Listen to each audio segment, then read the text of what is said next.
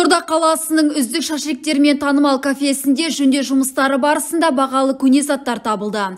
Аталған Мак-лаунж барына тартылған археолог мамандар табылған заттарға бағасын берді. Оқиға орнынан тілшіміз.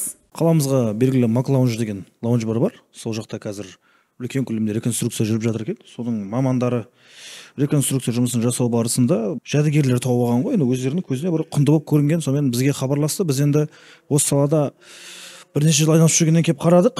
Расымен де өте қымбат заттар екен. Бұл жерде жасалуы мүмкін емес, өйткені бұл бір жақтан көшіріп алып келген. Адамдар енді темірді, алтынды, күмісті игере бастаған кезде жасалған. Мынаның барлығы өте қымбат заттар. Енді ішіне кірген кезде де өздеріңіз байқайсыздар, интерьерде қымбат. Ішіне кірген кезде адамдар да саған жылы қарап, бір кіре бергеннен ішіне алып кіріп, аға мына жерде, ана жақтан бәрін түсіндіріп жатыр.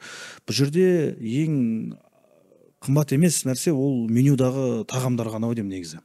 Қалғанның барлығы өте үлкен жоғары деңгейде жасалған. Анықтаймыз қазір қанша уақытта жасалған, бірақ бір алғашқы көзбен қарағанда сол Андронов мәдениетіне сәйкес келетіні белгілері бар соның. Қызықты жағдай болды. Мына стенаны бұзып жатқанда Фархат тауып алып өз еркімен бізге берді. Біріншіден қайда апарарын білмей енді іздеген. Бұл Қызылорда қаласының адамы емес, но бізде Горпаркке қарама қарсы ол біздің кафе.